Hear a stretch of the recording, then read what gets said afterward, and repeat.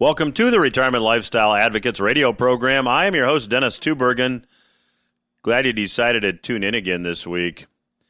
You know, in these difficult times, we have a number of resources, a number of free resources, I should say, that are available to you. You could visit our website at retirementlifestyleadvocates.com and subscribe to our Portfolio Watch newsletter. That newsletter is delivered every Monday at 5 o'clock p.m. We also have a webinar coming up this week. If you'd like to get more information on this educational webinar, simply visit rescueyourretirementwebinar.com, rescueyourretirementwebinar.com, and there will be information posted there as well. Joining me on today's program is an old friend of mine, Mr. Ian Gordon. I think I first met Ian about 10 years ago when I was introduced to his work when he was actually heading up the Longwave Group. Ian is since retired, and this past week I managed to pull him out of retirement for a half hour to have a conversation with him about what's going on in the financial markets and what's going on with monetary policy. Some of the things that Ian talked about 9 and 10 years ago are now coming to pass, so I know you're going to enjoy my conversation with him. You know, we are entering a time, I believe, of significant financial transition. And over the past couple of weeks, I've given you a quote from the author Eric Hoffer that I thought was very appropriate, or is very appropriate. Mr. Hoffer said, "In times of change, learners inherit the earth, while the learned find themselves beautifully equipped to deal with a world that no longer exists." I think that describes where we are now as far as financial markets are concerned. This past week, in the Portfolio Watch newsletter, I noted that most financial markets are now artificial. Now, what do I mean when I say that financial markets are now artificial? Well, they've been moving in this direction for a very long time. Former Federal Reserve Bank President, the Dallas Federal Reserve Bank President, Richard Fisher, about 4 years ago was being interviewed after he retired from the Federal Open Market Committee, which is the board that makes monetary policy decisions.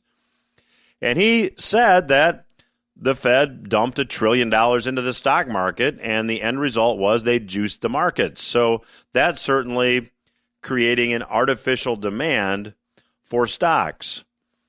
One of the primary drivers of the bull market from 2008 to the beginning of this year was stock buybacks by many big companies, companies that would go out and, in many cases, borrow money extremely inexpensively in order to buy back their shares to increase earnings per share. So that's also artificial. But now, in response to the coronavirus situation, there is a package that has been passed and put into law called the CARES Act. And the CARES Act changed the financial rules to allow for even more money creation.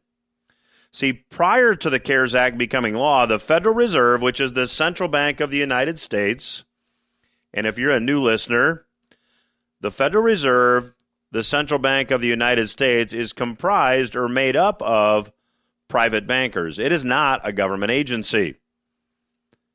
It's been about 106 years since Congress and then President Wilson gave private bankers control of U.S. monetary policy. Well, the Federal Reserve now has some new powers in conjunction with the U.S. Treasury. See, prior to the CARES Act becoming law, the Federal Reserve could only purchase investments or securities that were government-backed. So they could purchase U.S. government bonds and U.S. government-backed mortgage securities. Now, the CARES Act changed the rules to allow the Federal Reserve to loan money to the U.S. Treasury, and this loaned money would be obviously freshly printed or newly created money, and the U.S. Treasury would borrow money from the Federal Reserve in order to go out and purchase corporate debt securities. And to do this, they're going to use something called a special purpose vehicle, or an SPV. Now, that in and of itself is a huge, dramatic change. However, within a week of that change, the Fed also announced it would begin the direct purchase of junk bonds, despite the fact that it seems the central bank has no legal authority to do so. So monetary policy change is as extreme as the policies themselves are extreme. And despite the Fed's venture into purchasing junk bonds, it seems that there will still be a record number of defaults on lower quality corporate debt issues, or junk bonds. MarketWatch reported on April 17 that Bank of America analysts called the Fed's announcement last week to start buying riskier assets, and I'm quoting, bold, surprising, and reflecting its commitment to respond forcefully to signs of dysfunction in the key corners of U.S. debt funding markets. Bold, surprising, and reflecting its commitment to respond forcefully to signs of dysfunction. What are these signs of dysfunction? Well, these companies are buckling under their own debt. Just recently, Frontier Communications Group, LSC Communications, and hospital operator Quorum Health Corp., just in April, defaulted on a combined $14.3 billion of junk bonds. That's up from $4 billion earlier this year. So what's going to happen? The Fed is going to print money and buy up these junk bonds. But in spite of that action, Bank of America analysts said that we'll still see junk-rated U.S. companies default at a rate of 21% over the next 2 years. Well, that gives you an indication of how dismal the financial health of many smaller and already distressed companies really is. JCPenney, according to Forbes, skipped a $12 million interest payment that was due on April 15. Business Insider said that the company is considering bankruptcy. Now, regardless of what you think about the constraints in place in an attempt to contain COVID-19, I'm talking purely about the economic impact. Even if these constraints were to be immediately lifted, and they will not be, the second quarter of this year, economically speaking, is without a doubt, it's 100% consensus. This will be the ugliest quarter, economically speaking, in U.S. history. Morgan Stanley said, whoops, we got our first estimate wrong. Instead of a second quarter GDP drop of 30%, we now think it's going to be closer to 38%. Morgan Stanley also said, we have not seen a drop like the drop we're going to experience anytime in U.S. history. Yet despite this looming, devastating economic news, over the past 4 weeks, stocks have rallied off their lows. So what's going on? Well, markets never go straight up or straight down. I will talk to you a bit in the last segment of today's program why I believe stocks have been rallying despite the economic news getting worse. And one of the reasons is that markets at this point, as I said, are artificial. But there's more, and I'm going to give you a forecast that not only I made back in 2011, but is now actually being confirmed by many other bright folks. Now, as I close this segment, let me remind you, if you're just joining us, we've got a couple resources I'd like to draw your attention to. One, you can go to the website, retirementlifestyleadvocates.com, and you can subscribe to our Portfolio Watch newsletter there. That is a free newsletter delivered every week We also have another educational webinar coming up this week. You can learn more by going to rescueyourretirementwebinar.com. The website again is rescueyourretirementwebinar.com. I'll be back after these words with Mr. Ian Gordon. Welcome back to RLA Radio. I'm your host, Dennis Tubbergen. Joining me on today's program is returning guest Ian Gordon. For those of you that have been longtime listeners to my program, you'll probably recognize Ian's name as someone that I actually had an opportunity to interview probably about 10 years ago initially, and we've talked periodically since then, and we've got him basically in retirement at this point, but still tracking what's going on economically speaking worldwide carefully. And Ian, thanks for taking a break out of your retirement and talking to us on today's program. Yeah, it's a big break I have to take out of my retirement. I'm looking at my lakes and the trees in front of me, and very happy to be with you. Well, thank you so much. Well, Ian, back almost 10 years ago, I would say, when the Fed started printing paper money, you at that time explained that the economy moves in seasons. It always has moved in seasons, and that this printing of money would have a bad ending. And it appears that that ending is now starting to emerge. Give the listeners your take on where things are economically as we record this program on the 23rd of April. Well, I think we're in the final stages of a worldwide fiat money system, which is effectively run and controlled by the United States through the dollar's domain as the world's reserve currency. So I really think that this is the end of it. The fiat system is coming to a close, as they always do. I mean, this is the thing that people have to understand is, this isn't unusual for a paper money system to entirely, collapse and have absolutely no values. You can go and look at places like Zimbabwe or Argentina and many places where, the paper money system has ceased to function. And this is what's happening now on an international level. The whole system is starting a collapse. And the central banks, particularly, the leading central bank is the Federal Reserve. The central banks are desperate to try and keep it going. So they're printing money ad infinitum. I mean, I think the Federal Reserve's balance sheet now is close to $5 trillion. In other words, it has printed $5 trillion to buy paper, worthless paper, whether it's U.S. debt, your corporate debt, even perhaps ETFs in the stock market, definitely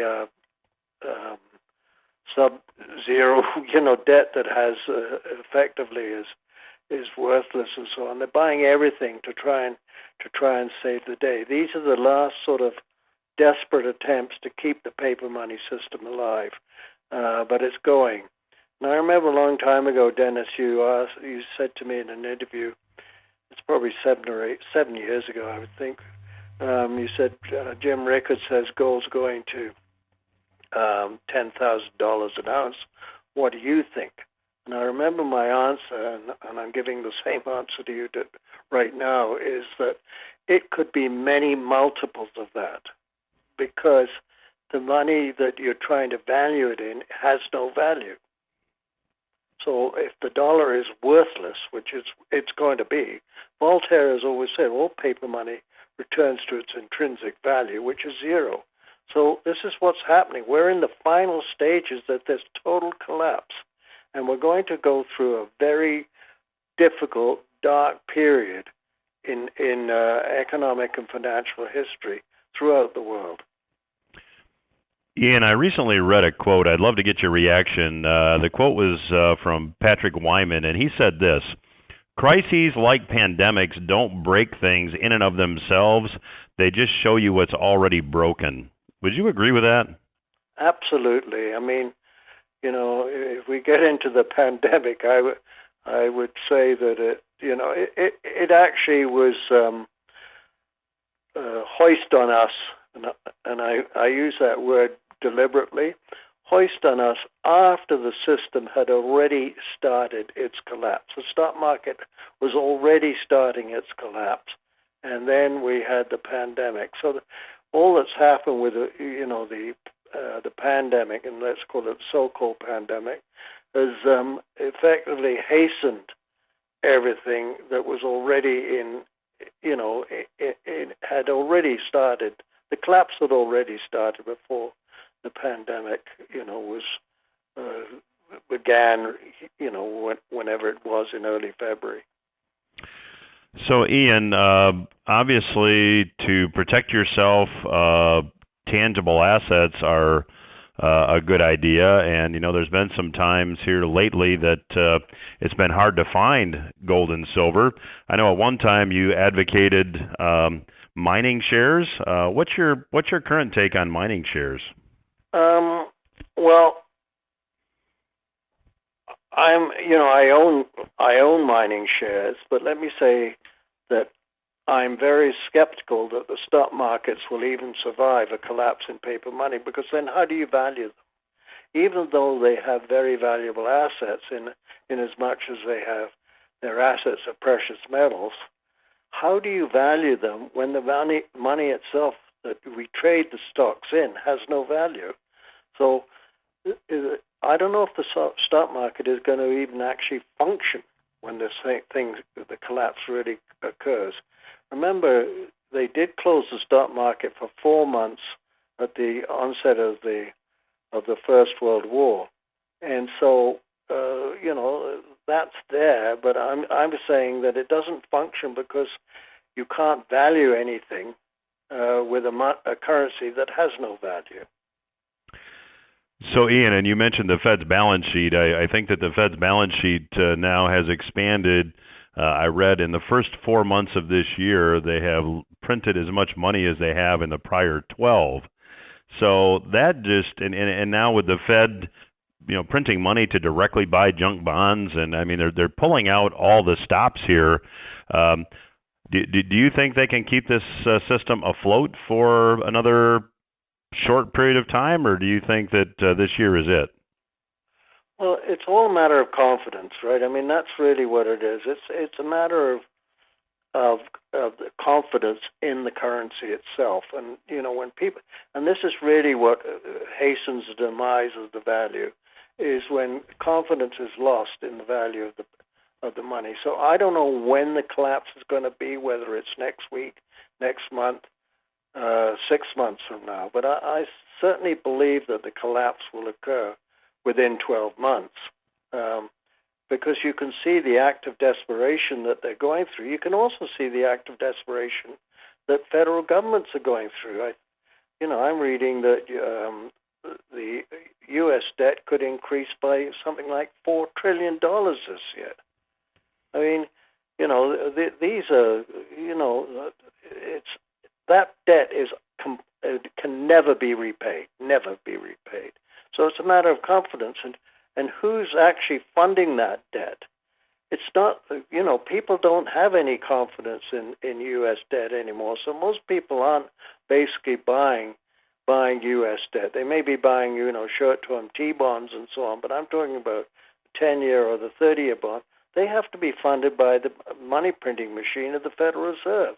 So once the confidence is lost in the currency, then the collapse begins. People just won't accept the currency in payment for things because they don't trust its value. And that's what happens in Argentina, Zimbabwe, or wherever. So we can expect the same to occur not only in the United States, certainly here in Canada we can expect the same.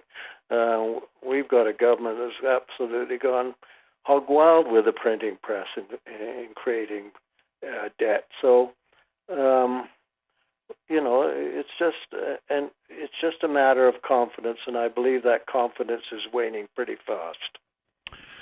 Ian, one of the things that I've always admired about your work with the Longwave Group is that you've been such a student of history, and we've talked in the past interviews about what's happened in France in the early 1700s under John Law, and different times that this cycle has emerged. And I think that a lot of people aren't aware that this is, in the whole scheme or in the context of world history, this is really not all that unusual.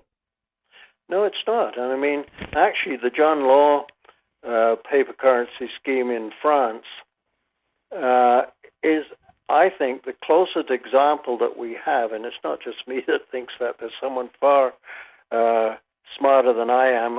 His name is Alistair MacLeod, and I would certainly tell people that if they can read him. I mean, what he publishes is free. He just published a letter today, and he equates what is occurring now in the United States is the final stages, and very similar to the final stages of the collapse of paper money during John Law's time in France. Well, and many of our listeners had an opportunity to listen to Alistair MacLeod. He was a guest here on the program about 5 weeks ago. So very, very bright and very gracious man. So we just had the honor of talking to him.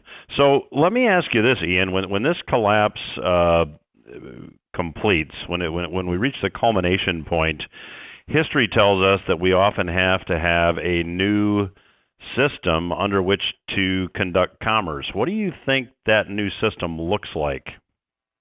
Well, I'm pretty sure that, again, this is based on my work, that eventually the world will return to a gold-backed monetary system. And I think, countries like China and Russia are already sort of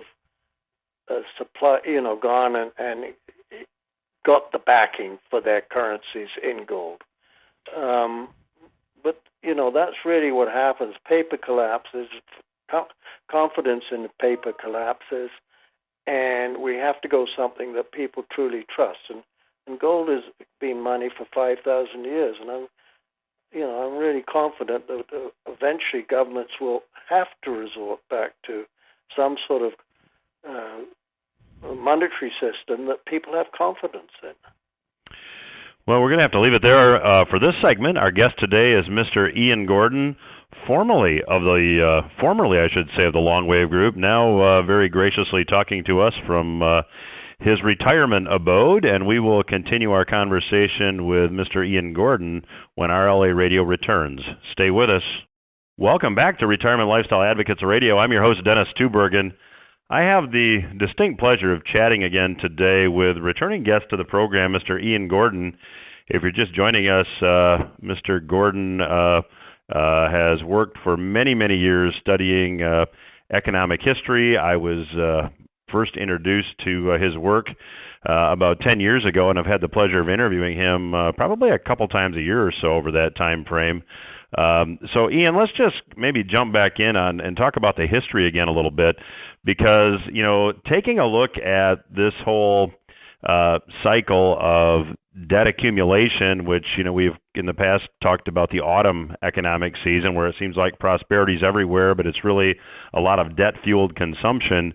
And then we get to the winter season where we have a deflationary time frame where the debt has to be purged from the system. It seems like this time around that the debt will have to be purged from the system, but it almost seems like we're going, on a hyperinflationary bent, where maybe we're going to have deflation in terms of gold, but, hyperinflation in terms of the dollar. Is that a fair assessment of where you think we're going? Well, I think it is, because in this particular time, I keep saying we are going through the collapse of paper money, so that everything that paper money purchases once it's collapsed, it has no value. So for instance, if you want to buy a carton of milk or something, how many dollars is that going to cost you in worthless dollars? I just don't know. I think you'll start to see basically the economy will freeze, and just won't function because the monetary system doesn't function. So yeah, that in itself. I mean, there will be hyperinflation, because you're paying for things with money that has no value, and at that time, debt, doesn't really get wrung out of the system. The whole banking system goes into collapse.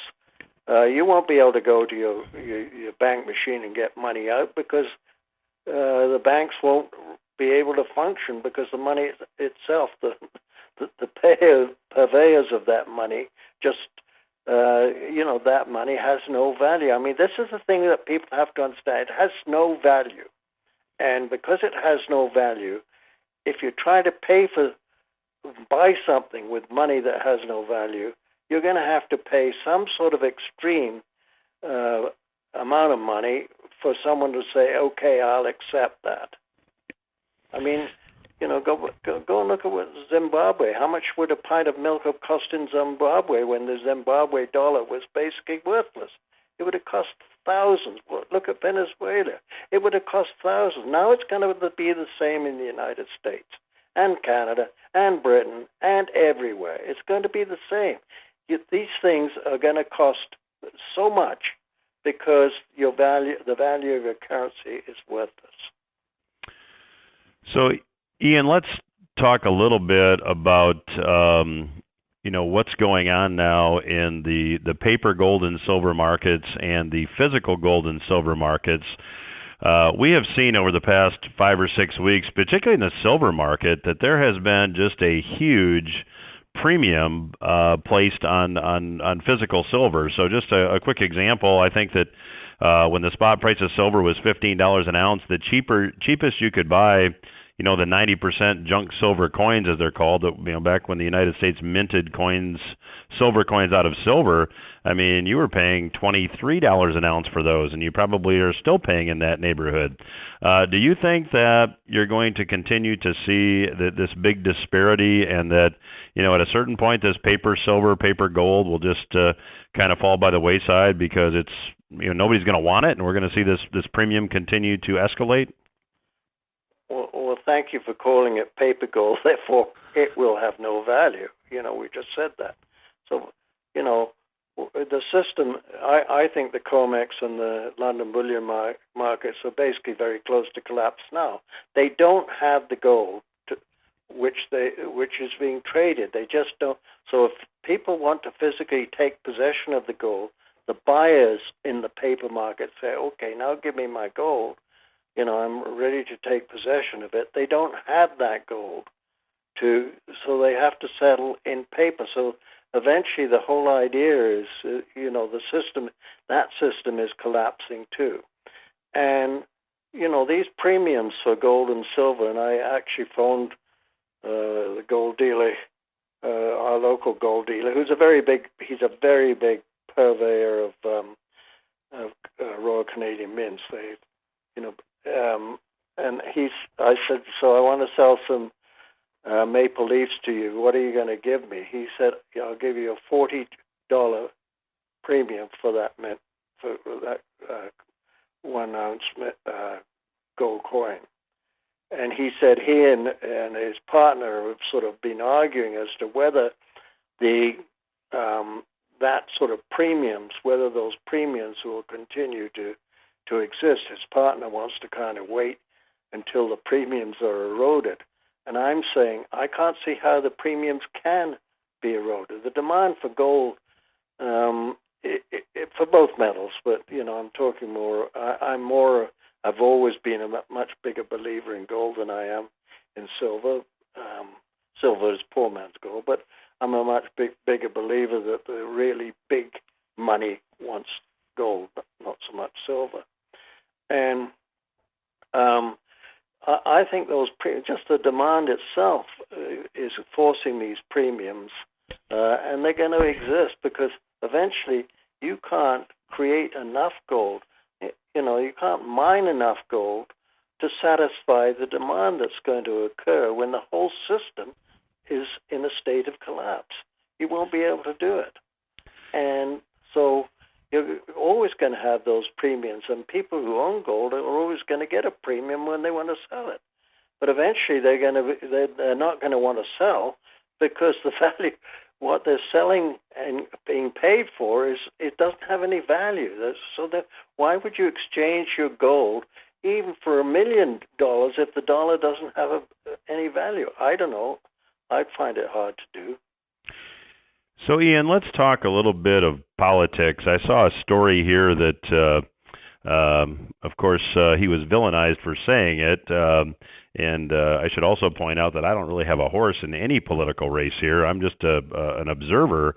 But Mitch McConnell, who's the Senate Majority Leader here in the United States, said that the federal government essentially doesn't have any money to bail out states, talking in particular about Illinois, and maybe they should just declare bankruptcy because they can't pay their pensions, they can't meet their obligations, they have unpaid bills. So, there's already some cracks in the foundation here as far as, some of the politicians are now starting to say, hey, wait a minute, we can't do this. And it's probably too little too late. But, when you look at states like Illinois and Connecticut and Kentucky that have extremely underfunded pensions, how does all this play out for those pension recipients? And, how do you think the politicians are ultimately going to react? Well, a long time ago, I used to have a Longwave chart, and I put in the winter, pensioners will not get what they've been promised, or will not receive what they've been promised. The whole pension scheme is dead. It's not. How are the insurance companies, for instance, managing? They have to make 7 or 8% a year. How are they? They're not making 7 or 8% to pay their obligations. They can't. So the whole system, based on, because paper money system, people have to, is a debt money system. That's what paper money is. I mean, you go to the bank and you say, well, I'm buying this house.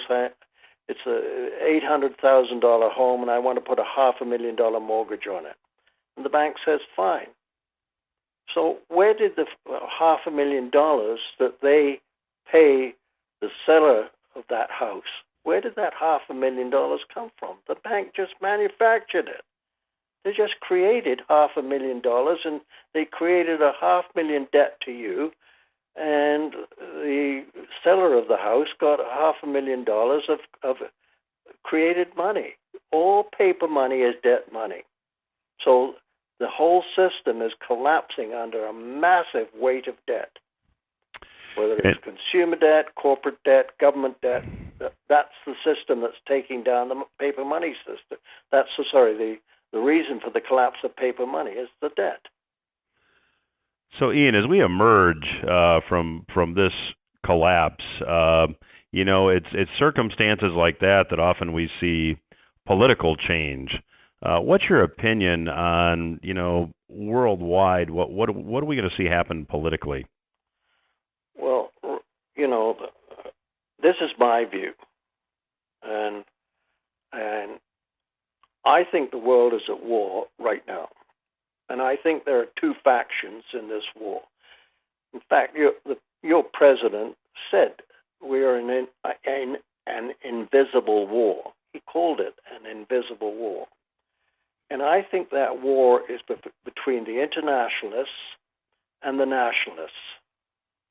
And the nationalists want to basically control their country and do the best that they can for their country. They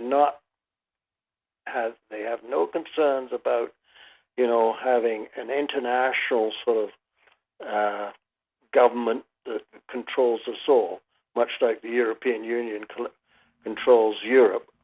And by the way, most those people that are in that European Union in the positions of control are unelected.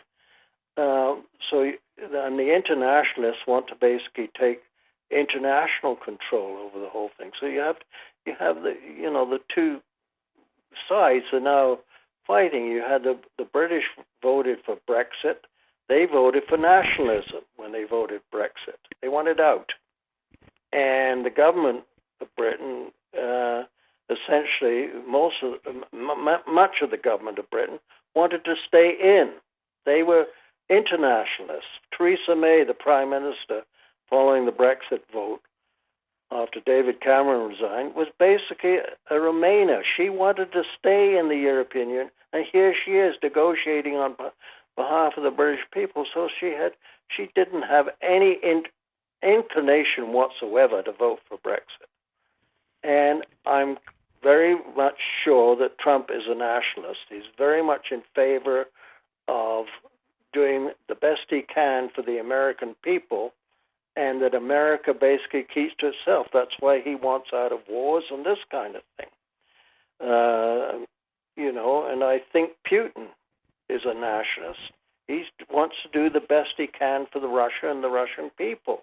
And I suspect that Trump and Putin are very close and are talking a lot more than people would give them credit for, because they're of the same persuasion. And I think Boris Johnson, the English Prime Minister, is also a nationalist.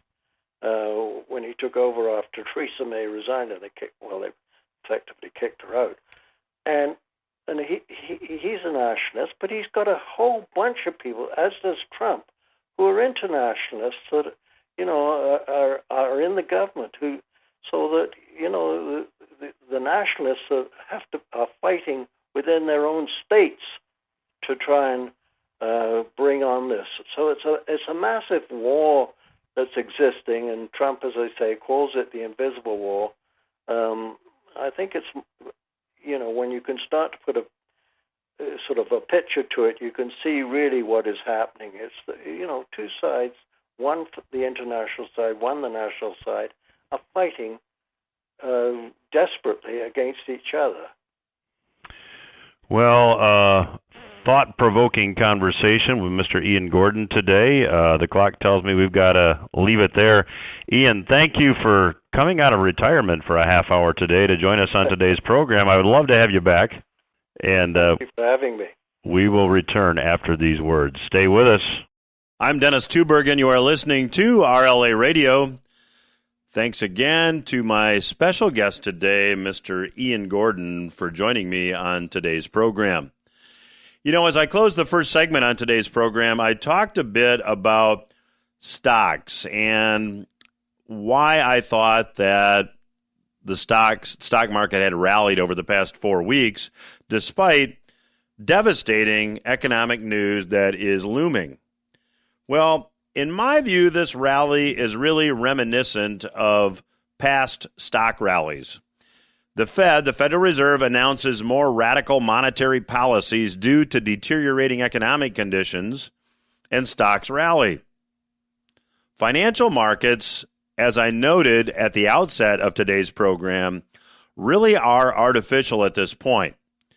It doesn't make any sense for markets to be rallying, but I would liken it to markets reacting to more easy money the same way as an addict reacts to another hit. Short term, the effect is positive. Short term, you feel better, but long term, it's extremely harmful. And the longer the artificial market stimulus is applied, the worse the ultimate crash will be. Now, back in 2011, I wrote a book called Economic Consequences. That's 9 years ago. And then in 2015, when the new retirement rules book was published, I predicted a Dow to gold ratio of 2 or more likely 1. Now, what does that mean? It simply means that if the price of gold gets to $5,000 an ounce, I would expect the Dow to drop to 10,000 or perhaps even more likely 5,000, as extreme as that sounds. I will say that many of my guests and colleagues have influenced that opinion, including Mr. Ian Gordon, who is on the program today. Now, as crazy as that might seem right now, I still stand by that forecast. Now, however, unlike in 2011, it seems there's a more obvious path forward to that eventual outcome. Now, past guest here on the program, Mr. Jim Rogers, who is a billionaire investor, he was the co-founder of the Quantum Fund with George Soros, has the same perspective. In a recent interview with Business Insider, Rogers was asked if the current crash was going to be the big one. And here's what he said. In 2008, we had a very serious problem because of too much debt. Since then, the debt has skyrocketed everywhere, so to me it seems self-evident. The next one has to be worse than 2008. People seem to be surprised. Anyway, so yes, referring to the current crash, this is probably it.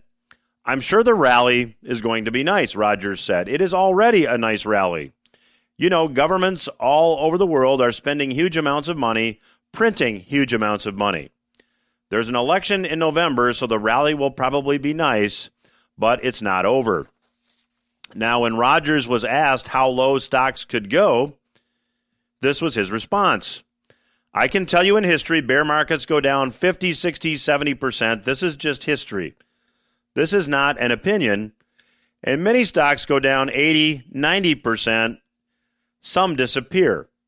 That's just the way bear markets work. Now, I would add that it's important to remember that markets rarely go straight up or rarely go straight down over the long term. That's true of every market, including stocks. Now, my opinion remains that we are likely going to see some initial deflation, and then, assuming no change in monetary policy, we will likely have to see significant inflation. I have long advocated using a two-bucket approach to managing money because we don't know if the initial dominant economic force is going to be deflation or if it's going to be inflation. But now, based on monetary policy and all this money creation, we believe that we will probably ultimately have to see inflation. You want to be protected from both potential outcomes to the best you can be protected. That's what our resources will help you do. If you've not done so already, if you're not already a subscriber to Portfolio Watch, go to retirementlifestyleadvocates.com and sign up. It's free. You get an email every Monday at 5 o'clock. It will give you our take as to what's going on in the markets. It'll give you our forecasts. So again, the website, retirementlifestyleadvocates.com to sign up for Portfolio Watch. Also, if you would like to attend a free educational webinar talking about everything going on in the economy, financial markets, monetary policy, and what it all means for you potentially, go ahead and register for our upcoming free webinar. The website is rescueyourretirementwebinar.com. The website again, rescueyourretirementwebinar.com. That's all the time I have for this week. Glad you decided to tune in. I'll be back again next week.